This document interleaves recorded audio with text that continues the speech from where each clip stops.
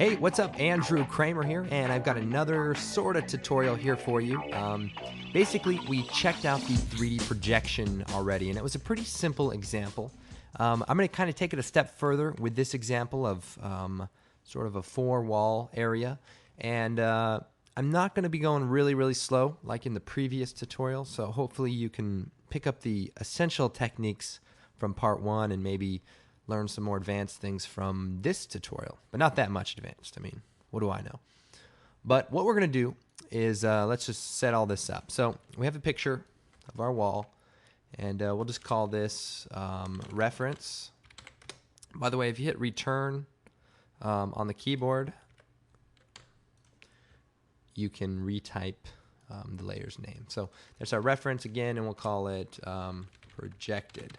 So this way you can at least kind of follow what's going on. So, and sorry, I started feeling better yesterday after that bee attack, and I must have had a relapse or something because I was up and I was really hungry and I wanted some honey and some brown sugar.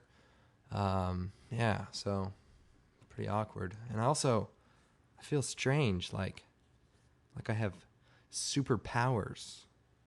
Whew. Anyway, we're going to create a new solid. We'll make it white, and this is our projected image, comp size, and we'll just make one this time. And we'll add our grid effect, and we'll make it a little bit thicker, and that should be good. And we'll make it 3D. We'll make our projected image 3D, and I'm a little out of order, but I'm just trying to go as we go.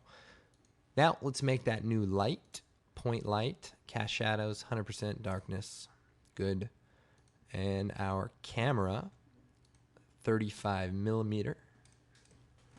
And all right, so first thing, let's link all the positions up for the camera, the light, and the projected image. So I'm going to copy the camera's position, Control C, Control V, paste it to the light, Control V, paste it to the projected image. Now, simple trick. Once it's copied, just move it forward by moving the Z-axis. So just slide this and you can move it forward. You don't have to go into another view. Just wanted to illustrate that previously. So then we can scale it down as needed. Scale it down, make it match up with the previous state. All right, that looks good. And let's go set up all the layer properties. So the projected image has to have light transmission on, and it only casts shadows. Good. Now the white layer, or the image that's going to receive the projection, we want it to accept lights off. And that's good. That's where we're at. So now what we want to do is take the projected image and shut it off. And that way we can see the grid while we work here. So we'll call this, walls.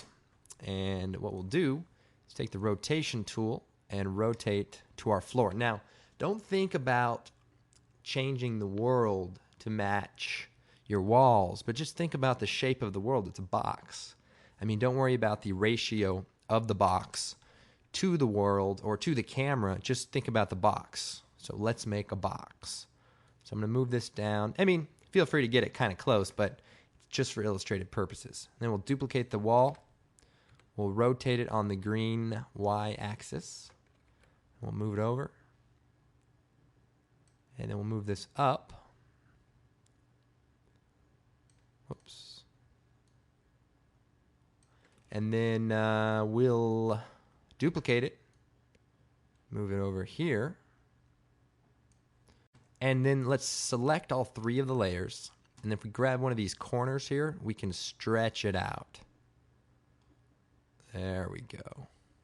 That's looking pretty good so far. Now, our side walls aren't quite tall enough. So let's take our two side walls and let's stretch them upwards. And then we can also move them upwards. Now remember, it doesn't matter if the sides overlap. It's kind of hard to see here, but you see how my side wall passes down past my floor layer? That's okay. If you want to keep everything neat, you can move it up but if it overlaps a little bit, not going to be a problem. Then we'll take the bottom floor here and duplicate it, move it up. Let's reset the scale. And then let me reset this grid back to what I had it. And what we'll do is we'll rotate it towards the camera like a back wall. And remember, things that are so far away, we don't ever get to kind of see around them. So it doesn't matter if it's just a flat wall. We don't have to worry about all the detail. But if you hold down Shift while you move this back, you can push it all the way back there. We're going to go to the top view, and we're just going to line this up with the back of the wall. So I'm just holding down Shift and using the up arrow key. Active camera. Okay, so that's our wall back there. Now we can enlarge it, and it looks like it's overlapping, but remember, it's not. And if you hold down Shift, you can move things a lot easier in 3D space. So we just basically want to fill the space so that anything that doesn't get caught by the walls or the floor will get caught by this background layer. Right. Gosh, I'm losing it here. The bee instincts are starting to take over. All right, now if we turn the projected image back on, the reference picture off, and we turn the grid effect off, we're sort of right where we started. Now, if we're crafty enough, we go into the composition settings, change the options in the advanced to, we'll change it to 3000 just for the sake of rendering time here, and resolution to half, so it's not killing me. And aren't you guys excited about the next step? I purposely did not show you what we were going to be creating in the beginning of the tutorial because I wanted to surprise you with the final result. So here we are, and I'm going to show you what this means right now. Like in a second, I'm going to take the Track Z camera tool, and are you guys ready? We could try to go to full res. Half res?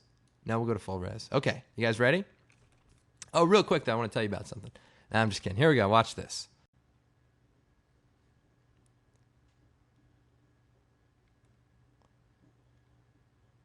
Pretty wild. Let's go to, just for the sake of making this quicker, bring the resolution down, and you can see we can scale this room pretty decently. You know, I saw some people were wondering, like, what could this be used for? Well, you know, for depth, for one thing. If I were to move my camera down closer to the floor, you know, and look upwards, let's see. Now, we don't have anything up there, but we could obviously put a sky up there or something, and maybe you could create a cool looking, like, look up and have the right perspective and not just, like, have a picture, you know, moving up or down, you know, like, position-wise, because that always looks hokey. But, yeah, I mean, we can move the position of the camera and create some much more dynamic-looking moves, you know, all within the confines of this picture. So, I mean, you can see, you know, the more detail you put into it, the more you can get out of it. Well, I hope this was as impressive as I thought it was. But, you know me, I'm easily impressed. In fact, the other day I bought a, what is it, a 12-pack? No, wait. It's a 24-pack of sodas, and they come in this little square rectangular box. You put it in the fridge, and you kind of rip the front off of it. And what happens is the sodas roll forward. So if you take one out, they roll forward. So there's always a soda there waiting for you to drink. Take one out. So, I mean, I was a little skeptical at first, you know, because how could this mechanism really work so well? So, needless to say, I pulled all 24 of them out there to make sure each one would, you know, follow suit and come out. All right, guys. This is Andrew Kramer for VideoCopilot.net. Of course, you can come support this site. Go check out our purchase page or our products page. Buy a cool DVD. I recommend it, you know, and tell your friends because, yeah. All right, guys. I'll see you next time. Bye.